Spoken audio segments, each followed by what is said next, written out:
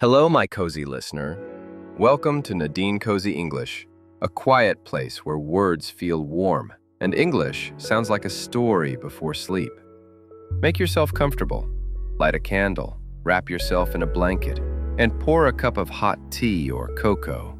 Because tonight, we're not just learning English, we're stepping into a calm little world of voices, dreams, and gentle stories. So, are you ready? Then let's begin.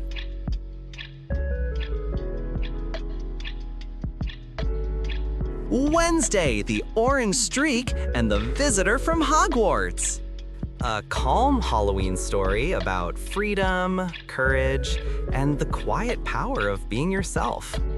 Welcome to Nevermore, where Halloween never really ends. The air smells of wax and rain. Yeah, silence. Even silence tells stories.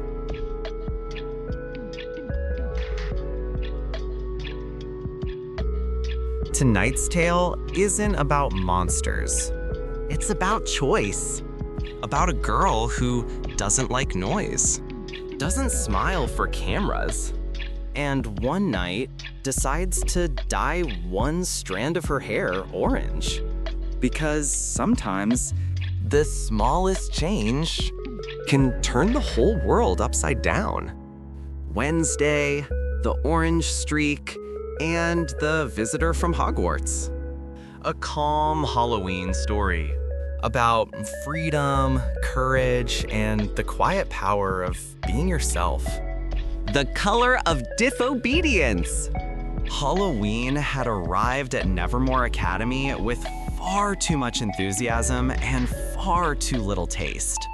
The halls were drowning in paper bats, glowing pumpkins, and fake cobwebs that smelled faintly of caramel and rain-soaked leaves. Outside, orange leaves swirled in the wind, the last whispers of autumn. The grand hall was filled with carved pumpkins, grinning like fools in the candlelight. Wednesday Addams observed it all with the expression of a philosopher trapped in a talent show. "It's not scary," she murmured. "It's just a party with no soul." Enid twirled beside her, a walking rainbow of sequins and optimism. "Come on, Wens, try something orange. It's Halloween." Wednesday's face didn't move. "Orange," she said flatly, "is the color of surrender." Yet later that evening, a thought flickered, quiet, persistent. What if surrender isn't weakness, but choice? Part 2, the Mirror Pact. Her dorm room was dim and silent, lit only by a trembling candle and the faint glow of pumpkin lanterns. Outside, the trees whispered and brushed their branches against the glass. Wednesday stood before the mirror. On her desk lay a tiny bottle of orange dye, borrowed, without permission, from Enid's fashion survival kit. Her reflection stared back, unimpressed. "You are not doing this for them," it whispered. "You're doing it to prove that you decide what's absurd." She dipped one braid into the dye. The color shimmered like a spark of rebellion in a cathedral of gray. The candle flickered, as if amused. She almost smiled. Almost. Part 3, the Ball of Pretenders. The Great Hall was transformed. Rows of candles floated in midair, and shadows danced across the walls. The scent of apples, wax, and pumpkin spice lingered in the air. Outside, orange leaves pressed against the foggy windows, whispering stories of October's end. Students pretended to be monsters, and monsters pretended to be students. Enid spotted her instantly, eyes widening. "Oh my God, Wens, you actually did it! You look festive!" "Festive," said Wednesday dryly, "is not the adjective I was aiming for. I prefer psychologically alarming." As she walked through the crowd, her orange streak glowed beneath the candlelight, a single defiant flame in a sea of imitation. For once, curiosity was louder than fear. Part 4, the charity command. The evening's chaos was interrupted by a sudden announcement. Every student, the principal declared, must volunteer at the Halloween charity dinner. Rows of tables sparkled with garlands of autumn leaves and bowls of steaming punch. The whole room smelled like cinnamon and forced enthusiasm. An apron appeared in Wednesday's hands, crisp, white, humiliating. "Serve punch," ordered the teacher. "Serve society," Wednesday muttered. "Serve detention," came the reply. She poured drinks with the face of a tragic poet. Each thank you from the guests felt like another step toward existential collapse. "Inside," she whispered to herself, "to serve gladly is strength. To serve blindly is torture." And she realized that the worst cages aren't made of stone, but of expectations. Part 5, the stranger from another school. Near the corner of the hall, where the rain tapped gently against the window, stood a boy in a dark Hogwarts cloak embroidered with silver threads. His shoes were still wet from the walk, his tie slightly crooked, and his calmness out of place, yet unshakable. "You're not from here," said Wednesday. "Exchange student," he replied with a crisp British accent. "Sent to observe alternative education systems." "So, Hogwarts spies on us now?" "Observes," he corrected. "But yes, perhaps."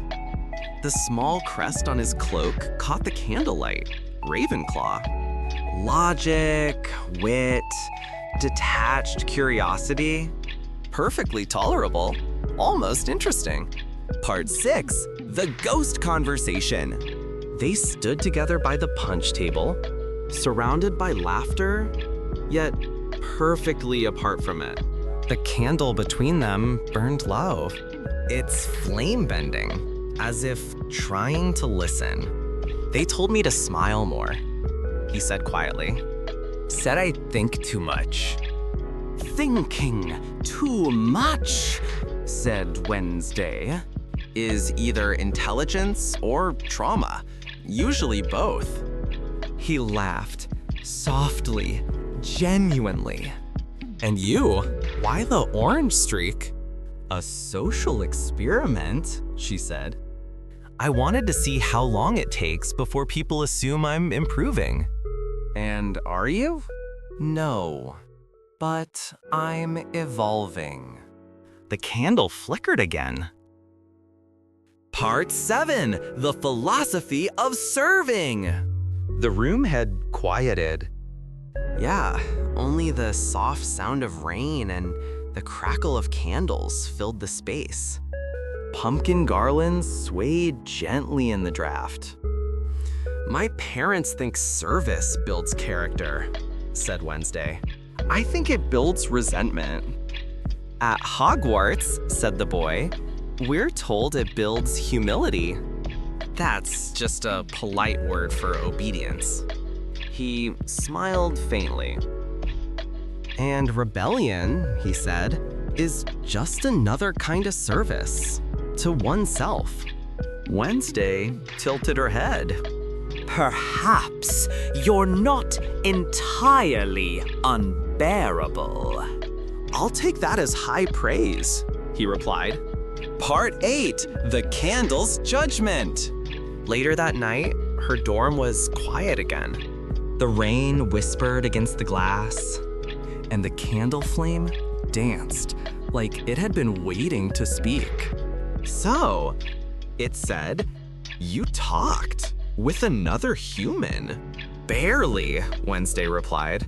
He was tolerable, like silence, but with vocabulary. And the orange streak? An experiment in irony, she said. The mirror blinked first. Outside, wind moved through the trees, scattering golden leaves across the courtyard.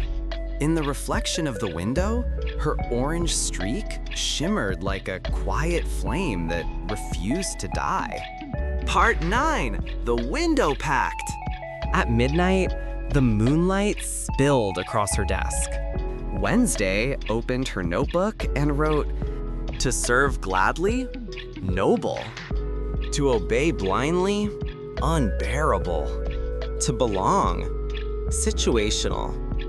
Then she added, to think, mandatory. She paused. Her orange strand fell over the page, glowing softly in the candlelight. She wondered what belonging situationally truly meant. It felt oddly honest, almost like a confession. A person can be part of something, a school, a family, a friendship, even love, but only as long as it doesn't destroy their individuality. You can be inside without dissolving. Wednesday chooses to stand among, not to belong forever. She traced the line with her finger, as if sealing it like a vow. Somewhere under the same moon, the Hogwarts boy might have been writing something similar. Or maybe not. And that was strangely comforting. Part 10, The Morning After. Morning light filtered through the orange leaves outside her window. The air smelled of damp wood and pumpkin pie from the kitchen downstairs. Enid burst into the room. Wens, everyone says you were talking to a boy last night from Hogwarts. Wednesday didn't look up from her writing. Rumors are how the universe entertains itself. So, it's true? I deny participation, not observation. And the orange streak? She tucked the braid behind her ear. It stays. It reminds me that rebellion can be elegant. Epilogue, the lesson of the flame. That evening, the candle flickered again. Outside, the wind had softened. Leaves glided lazily across the courtyard. For someone who hates color, it whispered, you wear orange well. I don't wear it, she said quietly. I command it. In the glass, her reflection didn't smile, but it no longer hit. Her world was still black and white, but somewhere between those shades, a thin orange line kept the darkness alive. Moral.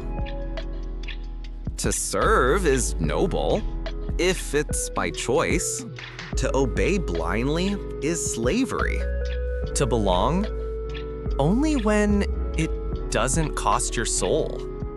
And sometimes, the smallest act of independence, a single streak of color, is brighter than any mask worn on Halloween.